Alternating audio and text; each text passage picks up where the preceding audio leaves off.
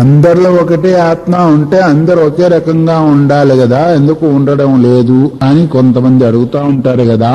తత్ర యద్ ఆశంకేత, ఈ శంక సమాధానం హృదయాయతన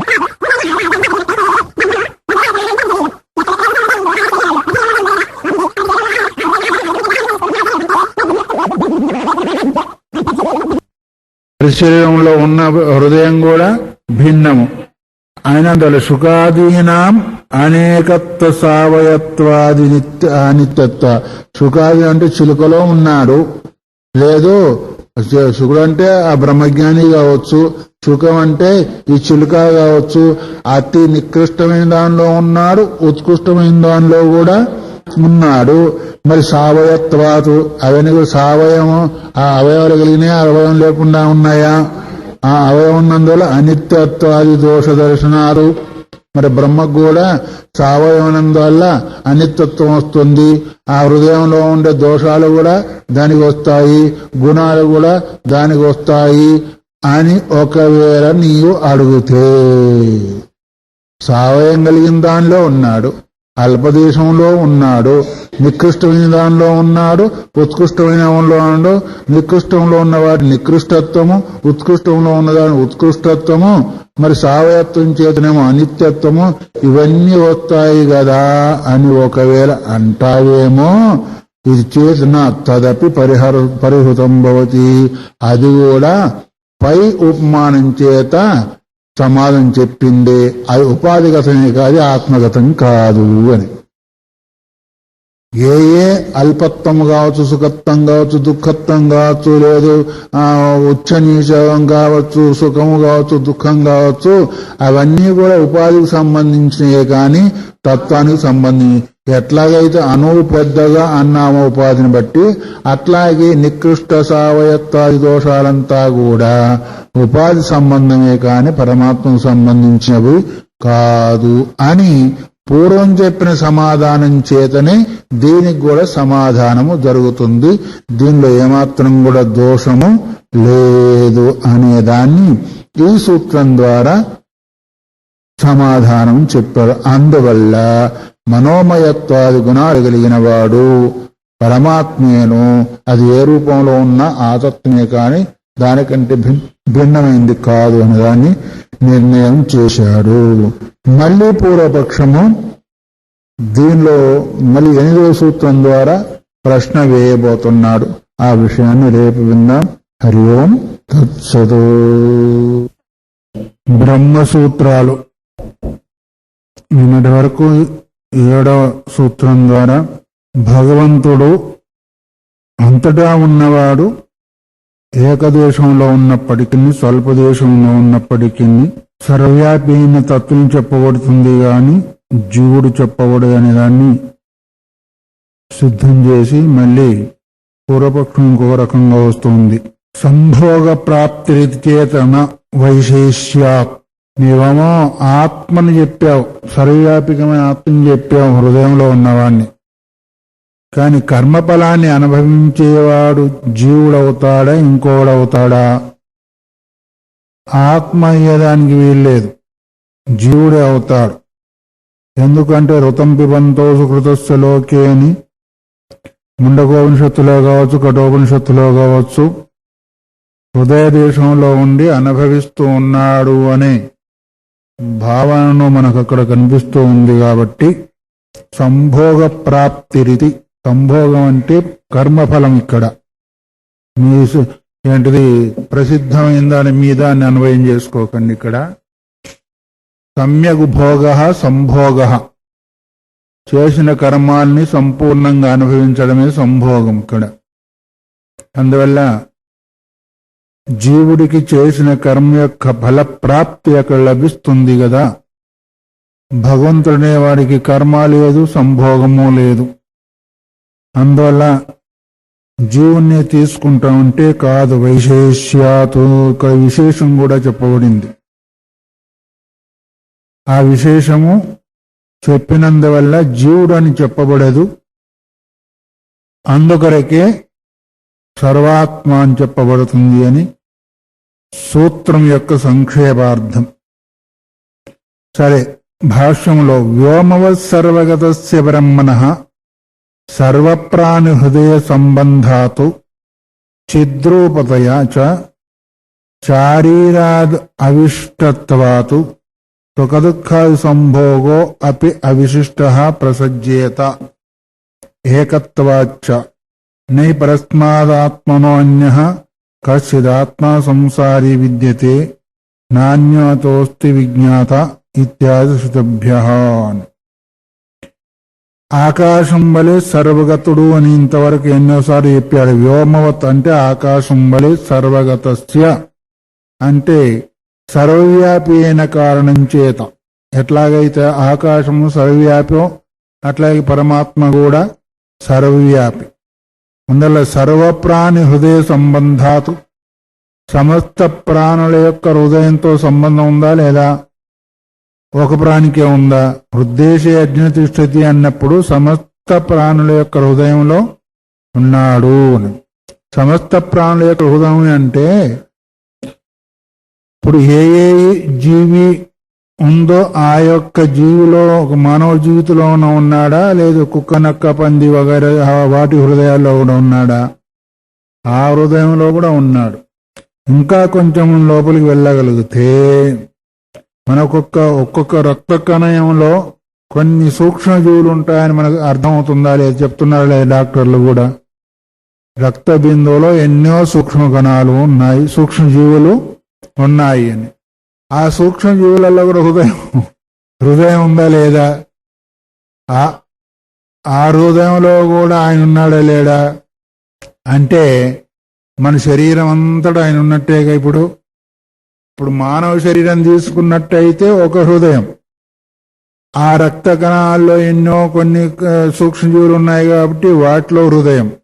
అసలు ఆ రక్త కణాలలో ఉన్న ఆ జీవులే మనకు కనిపించవు. కనిపిస్తాయా సూక్ష్మదర్శనం పెట్టుకుంటే? దానిలో మళ్ళీ హృదయము, ఆ హృదయంలో మళ్ళీ ఆయన. అంటే అణువు కంటే అనువైన వాడు అని దీనివల్ల మనకు గుర్తుకొస్తుందా లేదా? అసలు మన సూక్ష్మజీవే దుర్బిని పెట్టుకుంటే కనిపించవు. దానిలో హృదయము, ఆ హృదయంలో మళ్ళీ హార్దాకాశము, ఆ హార్దాకాశంలో మళ్ళీ ఆ పరమాత్మ ఉంటాడు అన్నప్పుడు సమస్త జీవులలో ఆకాశం ఎట్లాగైతే సర్వవ్యాపకమైందో అలాగే పరమాత్మ కూడా సమస్త ప్రాణి హృదయాలతో సంబంధం ఉంది. తర్వాత చిద్రూపం కూడా అది, అంటే చైతన్య రూపమైనందువల్ల శారీరాద్ అవిష్టత్వాతు. అందువల్ల అంటే జీవుడు ఎట్లాగైతే శరీరంతో సంబంధం కలిగినందువల్ల కలిగినాడా లేదా? అట్లాగే సమస్త హృదయాలతో సంబంధం పరమాత్మ కలిగినట్టు వల్ల జీవుడికి ఎంతో అయిందో పరమాత్మ కూడా అంతే అయిందా లేదా? జీవుడికి శరీరం ఉంది, మరి పరమాత్మ శరీరం ఉన్నట్టు అయిపోలేదంట అన్ని హృదయాలలో ఉన్నందువల్ల. జీవుడు ఎట్లాగైతే శరీరంలో ఉన్నాడో అన్ని హృదయాలతో సంబంధం కలిగి ఉన్నప్పుడు కూడా మరి జీవుడు ఈ శరీరం కలిగి ఉన్నట్టు ఇప్పుడు కలిగిలేంట. శరీర అంటే ఏంటిది? జీవుడు. శారీరాత్ అంటే జీవుడు కంటే అవిశిష్టత్వాత అంటే విశేషమేమి లేదు. జీవుడు కూడా శరీరంలోనే ఉన్నాడు, పరమాత్మ కూడా శరీరంలోనే ఉన్నాడు. ఇప్పుడు జీవుడికి పరమాత్మకి ఏమన్నా విశేషం ఉందా? ఆయన ఉన్నాడు శరీరంలో, అంటుకోలేకపోతుంటాడు, ఆ తర్వాత సంగతి. ఇప్పుడు పూర్వపక్షం నడుస్తా ఉంది. జీవుడు శరీరంలోనే ఉన్నాడు, పరమాత్మ కూడా హృదయ దేశానికి సంబంధం కలిగి ఉన్నాడు. హృదయ దేశం శరీరంలో ఉంటుందా, శరీరం లేకుండా ఉంటుందా? శరీరంలో ఉంటుంది. శరీరంలో ఉంటుందన్నప్పుడు ఇప్పుడు శారీర అన్నప్పుడు జీవుడు అన్నాం కదా, ఈయన కూడా శరీరంతో సంబంధం కలిగి ఉన్నందువల్ల ఇప్పుడు జీవుని కంటే విశేషమైందా అవిశేషమైందా? అవిశేషమే అయింది. అందువల్ల సుఖదుఃఖాది సంభోగోపి అవిశిష్ట ప్రసజ్యేత. పూర్వపక్షం నడుస్తా ఉంది. ఎట్లాగైతే జీవుడు శరీరంలో ఉన్నాడో పరమాత్మ కూడా శరీరంలోనే ఉన్నాడు. అందువల్ల జీవుడు ఎట్లాగైతే సుఖదుఃఖ భోగాన్ని అనుభవిస్తున్నాడో పరమాత్మ కూడా సుఖదుఃఖ భోగం అనుభవిస్తాడు అనేది పూర్వపక్షం తీసుకుని వస్తున్నాడు. ఎందుకంటే ఏకత్వాచ, నువ్వు జీవుడు పరమాత్మ ఒకటే అన్నావుగా. జీవుడు కంటే కూడా పరమాత్మ భిన్నం కాదు, పరమాత్మ కంటే జీవుడు భిన్నం కాదన్నాడు. అందువల్ల ఆయన ఈయన ఒకటే. ఆయన శరీరంలో ఉన్నాడు, ఈయన శరీరంలో ఉన్నాడు. అందువల్ల నహి పరస్మాద్ ఆత్మనో అన్యః కశ్చిదాత్మ సంసారి విద్యతే. పరమాత్మ కంటే కూడా భిన్నమైన వాడు సంసారి ఇంకొకడు లేడు. అందువల్ల నాణ్యో అతోస్తి విజ్ఞాత ఇత్యాది శృతిభ్య. అంటే పరమాత్మ కంటే ఇంకొకడు విజ్ఞాత తెలుసుకునేవాడు లేడు. ఎవరు? సంసారి. పరమాత్మే సంసారి రూపంలో మనకు శరీరం పొందినందువల్ల చెప్పబడుతున్నాడు కాబట్టి నాణ్యో అతోస్తి విజ్ఞాత ఇత్యాది శృతిభ్య ఈ విధంగా చెప్తున్నారు కాబట్టి తస్మాత్ పరస్యైవ సంసార సంభోగ ప్రాప్రీతి చేతో. అందుకొరకు జీవుడికే సంసారానికి సంబంధమైన సంభోగం అంటే సుఖ దుఃఖాది భోగము వస్తుంది అని ఇంతవరకు పూర్వపక్షం. ఇంతవరకు ఏమైంది? పూర్వపక్షం. ఎందుకంటే జీవుడు కూడా శరీరంలోనే ఉంటున్నాడు, ఆత్మ కూడా శరీరంలోనే ఉంటున్నాడు. ఆత్మ కంటే భిన్నమైంది ఇంకొకటి లేడు కదా తెలుసుకునేవాడు. అందువల్ల ఎట్లాగైతే జీవుడికి సంభోగం ఉందో అట్లాగే పరమాత్మ కూడా సుఖ దుఃఖాది సంభోగము ఉంటుంది. ఎందుకంటే నాణ్యో అతో అస్తు విజ్ఞాత, పరమాత్మ కంటే తెలుసుకునేవాడు లేడని శృతి కూడా చెప్తోంది కదా. అందువల్ల మరి తస్మాత్ పరస్య సంసార సంభోగ ప్రాప్తి. పరస్య అంటే ఆ పరమాత్మకే సంసారికి సంబంధమైన సుఖ దుఃఖాది సంభోగము ఉంటుంది అని ఇంతవరకు పూర్వపక్షం ఆక్షేపం చేస్తున్నప్పుడు అనుభవించేవాళ్ళు జీవుడా పరమాత్మ? జీవుడు కాదు పరమాత్మ అని చెప్తుంటే మళ్ళీ జీవుడు అంటారేంటి? పూర్వపక్ష ప్రకారం మరి జీవుడు, మరి పూర్వపక్షం అడుగుతున్నాము, నువ్వు ఉత్తరపక్షం చెప్తే కూర్చుంటే. అందుకొరకు పూర్వపక్షం చెప్పినప్పుడు వాళ్ళు అనేది కూడా కరెక్టా కాదా? జీవుడు కంటే జీవుడు శరీరంలో ఉన్నాడు, ఆత్మకుడి శరీరంలో ఉన్నాడు, పరమాత్మ కంటే తెలుసుకునేవాడు ఇంకోటి లేడు. అందువల్ల సంసార సుఖ దుఃఖము పరమాత్మకేను అనేది వాళ్ళు చెప్పే పద్ధతిలో వాళ్ళు చెప్పారు. నా ఇది చేతన అలా అనేదానికి వీలు లేదు. ఎందుకంటావా? వైశేషాత్, జీవుని కంటే పరమాత్మకు విశేషత్వం కొంత ఉంది కాబట్టి జీవుడు మాదిరిగానే సంసార దుఃఖాన్ని పరమాత్మ అనుభవించేదానికి వీల్లేదు. ఏంటది? నా తావత్ సర్వప్రాణి హృదయ సంబంధాత్ శారీర అవద్ బ్రహ్మణ సంభోగ ప్రసంగ అన్నాడు. కేవలము హృదయాలతో సంబంధం ఉన్నంత మాత్రం చేతిని జీవుడు అనుభవించినట్టుగానే సుఖ దుఃఖ భోగం అనుభవిస్తాడనేది లేదు. ఎందుకు అంటే వైశేష్యాతు, ఆ జీవుడికి ఈ పరమాత్మకి విశేషత్వం ఉంది. పూర్వపక్షం ఉన్నాడు, ఆయన శరీరంలో ఉన్నాడు, హృదయ సంబంధంతో ఈయన శరీరంలో ఉన్నాడు కాబట్టి విజ్ఞాత అయినవాడు పరమాత్మ కంటే ఇంకా భిన్నమైన లేవాడు లేడు కాబట్టి సంసార భోగం ఇతనికి అన్నాడు. లేదు, ఆయన శరీరంలో ఉన్నప్పటికీ ఈయన శరీరంలో ఉన్నప్పటికీ కేవలం జీవాత్మకి సుఖ దుఃఖ భోగం గాని పరమాత్మకు లేదు. ఎందుకంటే జీవుడికి పరమాత్మకి విశేషత్వం కొంచెం ఉంది. అందువల్ల జీవుడు అనుభవిస్తాడు గాని పరమాత్మ అనుభవించడానికి వీల్లేదు. ఏంటిదా విశేషము అంటావా? విశేషోహి భవతి శారీర పరమేశ్వరయోహో. శారీర అంటే జీవుడికి పరమేశ్వరునికి ఇద్దరి మధ్యలో ఒక విశేషము ఉంది అంటవా? ఏక కర్త భోక్త ధర్మాధర్మ సాధన సుఖ దుఃఖాదిమాంశ్చ ఏక తద్విపరీతో అపహత పాపత్వాది గుణ. జీవుడికి పరమాత్మకి కలిగిన విశేషము లేదా భేదం ఏంటో చెప్తున్నాడు. ఏంటంటే అక్కడ విశేషోహి భవతి శారీరపరమే ఏక కర్త, ఒకడేమో కర్త, కర్తృత్వాభిమానం కలిగిన వాడు. ఎవడవాడు? జీవుడు. అందువల్లనే భోక్త, ఎవడైతే కర్తృత్వాభిమానం కలిగిన వాడో వాడే భోక్త అవుతాడు కానీ ఇంకొకడు అయ్యేదానికి వీల్లేదు. ఆ భోక్తృత్వం ఎట్లా వచ్చింది? ధర్మ సాధన, భోగానికి కర్త అయినందువల్ల ఆ కర్తృత్వంలో ధర్మము అధర్మము రెండు ఏర్పడ్డాయి లేవా? ఆ రెండు ఏర్పడినందువల్ల సుఖము దుఃఖం వచ్చింది. ఎవడైతే నేను కర్తను అనుకుంటున్నాడు, ఎందుకు చేశాడు? అనుభవించేదానికి చేశాడు. అనుభవించేదానికి చేశాడు కాబట్టి కర్తను అనుకున్నాడు. కర్త అనుకున్నాడు కాబట్టి సుఖ దుఃఖాల యొక్క భోక్త కూడా తానయ్యే ఉంటాడు. ఏకః తద్ విపరీత. ఇంకా మిగిలినోడు ఏంటిది? కర్తృత్వ భోక్తృత్వాల కంటే విపరీతమైన వాడు, భిన్నమైన వాడు.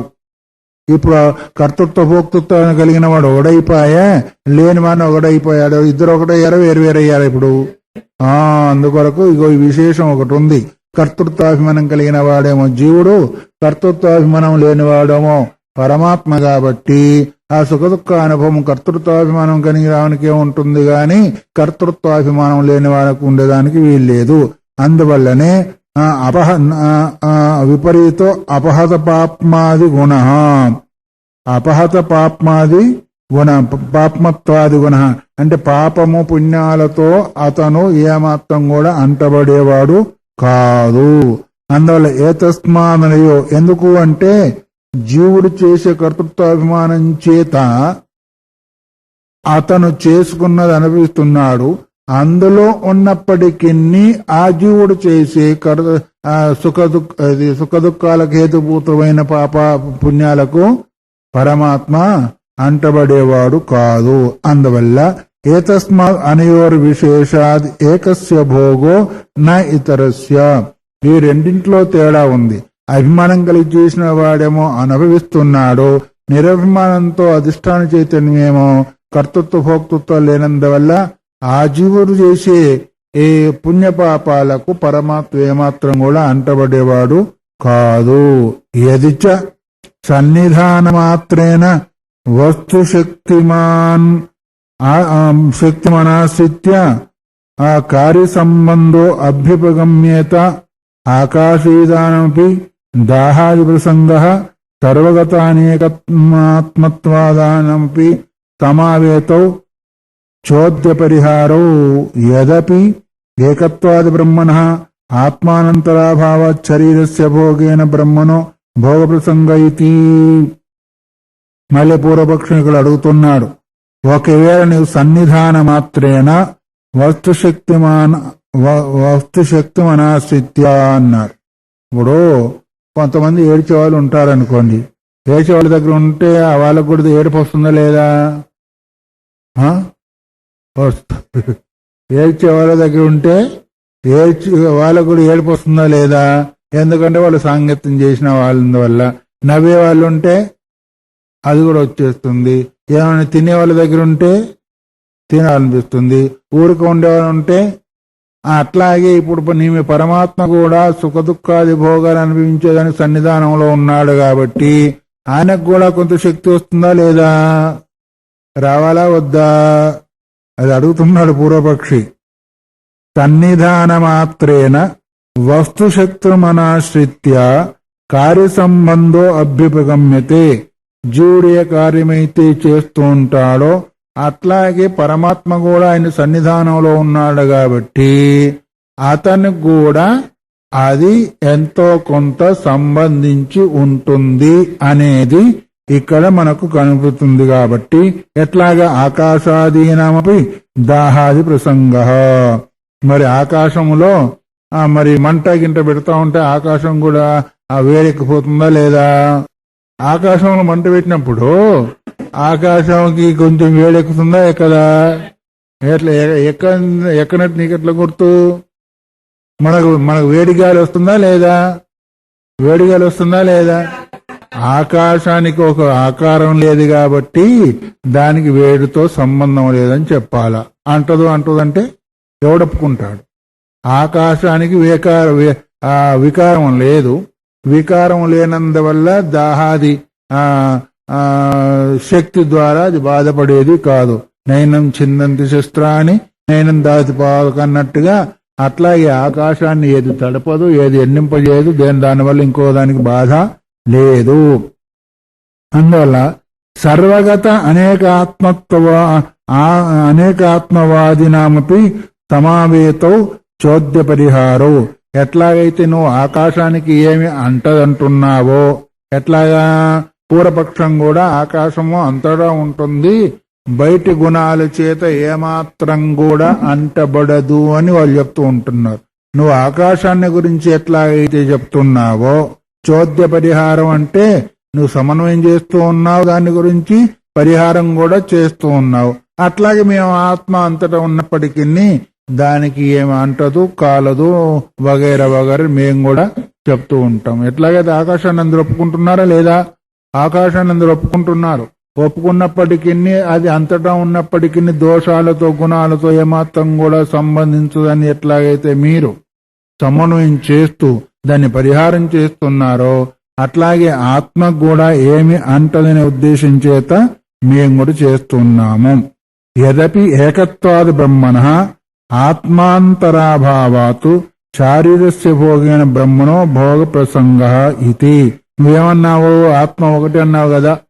శరీరంలో ఉన్నా శరీరం బయట ఉన్నా ఆత్మ ఒకటే కాబట్టి ఆ ఆత్మకు కూడా ఆ సుఖదుఖ భోగము సంబంధించాలి అన్నావు కదా. దానికి కూడా సమాధానం చెప్తున్నాడు. ఎందుకు అత్ర వదామః ఇదం తావద్దేవానం ప్రియ ప్రష్టవ్య. మంచి మాట వాడాడు ఇక్కడ. దేవానాం ప్రియ, దేవానాం ప్రియుడమైన నిన్ను అడుగుతున్నాను అని. దేవానాం ప్రియ అంటే అర్థం తెలుసా? దేవానాం ప్రియ అంటే ఉన్నదన్నట్టు చెప్పుకోవాలంటే దేవతలకు ప్రియుడైన వాడు. దేవానాం ప్రియ అంటే దేవతలకు ప్రియమైనవాడు. కానీ దాని అసలు అర్థం ఏంటంటే ఓ మూర్ఖుడా అని అర్థం. దేవానాం ప్రియ అంటే దేవతలకు ప్రియమైన వాడని కాదు. ఇక్కడ ఉన్నదన్నట్టుగా అర్థం చేసుకుంటేనేమో దేవానం అంటే దేవతలకు ప్రియ అంటే ప్రియమైన వాడివి. కానీ అసలు అర్థం దేనికి వాడతారంటే ఓ మూర్ఖుడా అనే దాని కొరకు వాడతాడు. ఇట్లాగ మన కోపం వస్తే నువ్వు చాలా బుద్ధిమంతుడు ఉన్నట్టు ఉన్నదే అంటావా లేదా? ఏదో కోపం వస్తే నువ్వు చాలా బుద్ధిమంతులాగా కనిపిస్తున్నావు అంటే అయితే బుద్ధి లేనివాడు అర్థం కదా. ఆ మాట అన్నాగానే ఏమంగా వాడతావు? దేనికి వాడతాము? బుద్ధి లేని వాడికి వాడుతున్నాం. అట్లాగే దేవానాం ప్రియ అంటే అర్థం ఏంటిది? ఇక్కడ ఓ మూర్ఖుడా నిన్ను నేను అడుగుతున్నాను అని ఒక దెబ్బ వేశాడు, చెంపదెబ్బ. ఏమని? ఓ మూర్ఖుడా నిన్ను అడుగుతున్నాను. కథం అయం త్వయ ఆత్మాంతరాభావో అధ్యవసతి ఇతి. నువ్వు ఏ విధంగా వేరే ఆత్మ లేదని అంటున్నావు? ఇంతవరకు ఏమన్నాడు? ఆత్మ ఒకటే అన్నావు కదా. ఆ ఆత్మ ఒకటే అన్నప్పుడు లోపల ఉన్నది బయట ఉన్నది ఒకటేను. అందువల్ల ఆ సుఖదుఖాలకు సంబంధం కలిగి అతను కూడా సుఖదుఖాలు అనుభవిస్తాడు అని అన్నావు కదా. ఆత్మ ఒకటే అని ఎప్పుడన్నాం మేము? నువ్వు అర్థం చేసుకొని మాట్లాడుతున్నావా, అర్థం చేసుకోకుండా మాట్లాడుతున్నావా? ఆత్మ ఒకటే, సరే ఒప్పుకుంటాం, లోపల ఉన్నది బయట ఉన్నది ఒకటే. ఎప్పుడది అంటే తత్వమసి అహం బ్రహ్మాసి నాణ్యోతోస్తి విజ్ఞాత ఇత్యాది శాస్త్రేభ్య ఇది చేతు.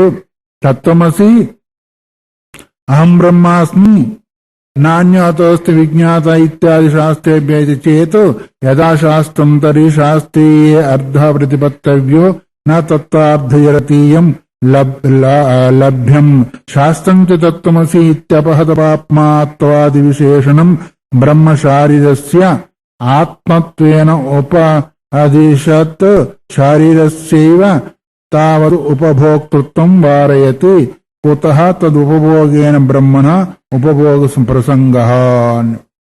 శాస్త్రం చెప్పే వాక్యాన్ని మనం చక్కగా అర్థం చేసుకున్నట్టయితే కర్తృత్వ భోక్తృత్వ అభిమానం ఉన్నవాడు పరమాత్మ కాదు. పరమాత్మకు కర్తృత్వ భోక్తృత్వ అభిమానం లేదు. కర్తృత్వ భోక్తృత్వ అభిమానం ఉన్నవాడు మాత్రమే కార్యం చేస్తూ ఉంటాడు. వాడికే ధర్మాధర్మాలు కూడా ఉన్నాయి. ఆ ధర్మాధర్మాల ప్రకారం సుఖదుఖ భోగానుభవము ఉంది. తత్వమసి మహావాక్యాల చేత అదే ఇది ఇదే అది అహం బ్రహ్మాస్మి అనే వాక్యాల చేత నువ్వు ఒకటే అని చెప్పావు కదా. అవును, ఒకటే అని చెప్పాను. ఎప్పుడది? యథాశాస్త్రం తరి శాస్త్రీయో అర్ధ ప్రతిపత్తవ్య న తత్వార్థజరతి న్యాయం. నువ్వు సగము అటు సగం ఇటు. అర్ధజరతి న్యాయం అంటే అర్థమేమి? ఓ సగం ముసల్ది సగం వయసుది అన్నట్టుగా ఒకసారేమో ఆత్మే బ్రహ్మ అంటున్నావు, ఒకటేమో ఆత్మ బ్రహ్మ కాదంటున్నావు. అందువల్ల ఒక వ్యవహార దశములోనేమో అది వేరే ఇది వేరే. పరమార్థ దశలో అది ఇది ఒకటే. ఎప్పుడు అంటే కర్తృత్వ భోక్తృత్వ అభిమానం ఉన్నంత వరకు మాత్రం అది ఇది ఒకటి కాదు. ఎందుకంటే నిరభిమానము నిర్గుణము అది. అందువల్ల ఎప్పుడైతే సమస్తము ఇది అపహత పాపత్వాది విశేషణం బ్రహ్మ శారీరస్య ఆత్మత్వేన ఉపదిశారీరస్యైవ తావదుపభోక్తృత్వం వారయతి. ఎప్పుడు ఆ శరీరంలో ఉన్నవాడికి భోక్తృత్వం ఉండదు అంటే తత్వమసి మహావాక్యాదుల ద్వారా ఉపదేశం జరిగిన తర్వాత సాధన సంపన్నుడై తన యొక్క సమస్త పాపాలను సమస్త సంస్కారాలు పోతాయో పోయి ఆయన శుద్ధుడవుతాడో అప్పుడు పరమాత్మ స్వరూపుడవుతాడు. అప్పుడు ఆయనకు సుఖదుఖ భోగం లేదు. గాని అంతవరకు సుఖదుఖ అనుభవ భోగం ఉందా లేదా? ఉంది. అందువల్ల తావత్ ఉపభోక్తృత్వం వారయతి కొతస్తద్ ఉపభోగేన బ్రహ్మణ ఉపభోగ ప్రసంగ. ఆ వాడెవడో అనుభవిస్తూ ఉంటే వీడు అనుభవిస్తున్నాడు. ఇప్పుడు అంతటా ఆత్మ ఒకటే అయినప్పుడు మరి పక్కవాడు అనుభవిస్తా నీకు కూడా అనుభవం కలగాలి వద్దా? కలగాల. అట్లా కలగడం లేదంటే వాడి యొక్క ఉపాధి వేరు, వీడి యొక్క ఉపాధి వేరైందా కాలేదా? ఇప్పుడు నువ్వు అనేది ఆత్మనము నిరుపాధికమైపాయా. నిరుపాధికమైనందులో కర్తృత్వ భోక్తృత్వ అభిమానం లేదు. అభిమానం లేని కారణం చేత ఆ జీవుడు అనుభవిస్తా ఉంటే ఇక్కడ ఈ పరమాత్మ కూడా అనుభవిస్తాడనే నమ్మకం కూడా. నమ్మకం ఏంటి అసలు? అక్కడ చెప్పదు. రెండు ఒకటే అని ఎప్పుడు చెప్పబడింది అంటే ఉపాధి పోయిన తర్వాత. లేకపోతే ఉపాధి ఉన్నంత వరకు దేని యొక్క వ్యవహారం దానికి జరుగుతుందా లేదా? ఉండున్నంత వరకు ఘటాకాశం అంటారే కానీ మహాకాశం ఎప్పుడు కూడా దానికి పేరు రాదు. తను కుండ అనే ఉపాధి ఉన్నంత వరకు ఘటాకాశం అనే పేరు వస్తుందే కానీ మహాకాశం అనే పేరు రానే రాదు. అవునా కాదా? మహాకాశంలో అది ఉంటే ఉండొచ్చు కానీ ఘటాకాశంలో మహాకాశం ఉందా? అది మహాకాశం అంతా విస్తారం అయిపోయాయి. అయితే మహాకాశానికంటే అది భిన్నమూ కాదు.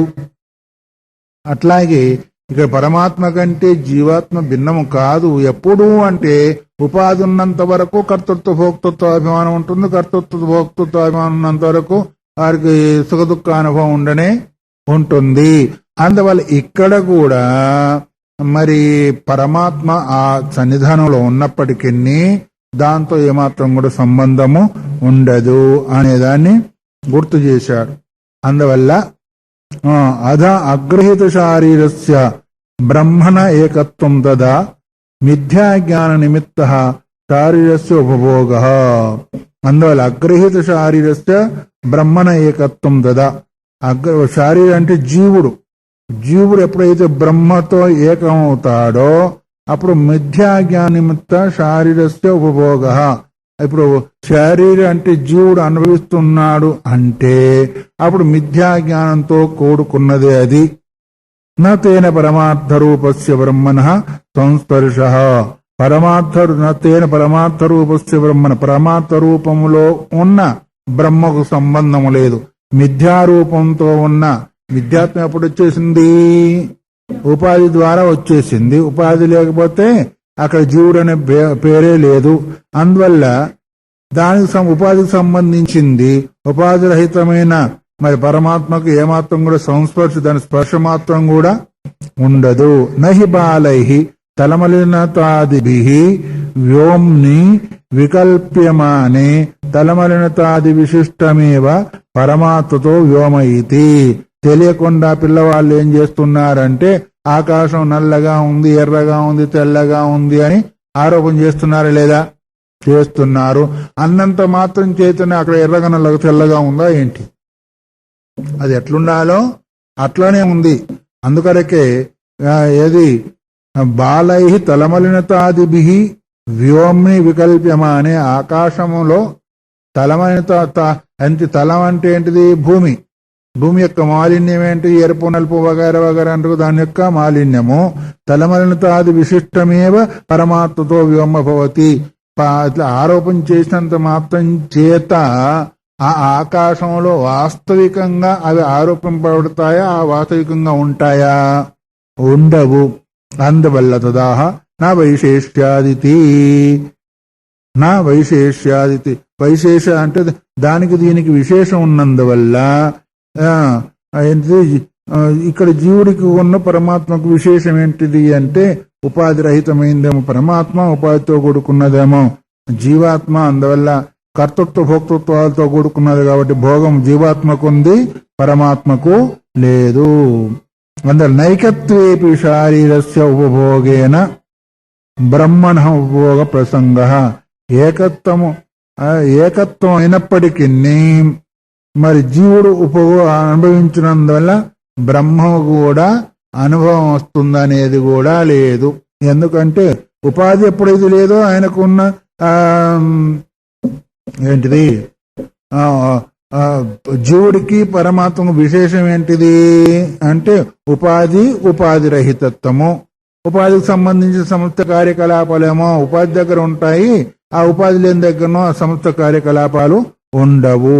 అందువల్ల జీవుడు ఒకవేళ అనుభవించినందువల్ల పరమాత్మ కూడా వస్తాయంటే అది సమంజసం ఏది కాదు. విశేషం ఏమంటావా? విశేషో హి భవతి మిథ్యాగాన సమ్యజ్ఞానయో. జీవుడికో మిథ్యాజ్ఞానం ఉంది, పరమాత్మకేమో సమ్యజ్ఞానం. ఇదే విశేషము.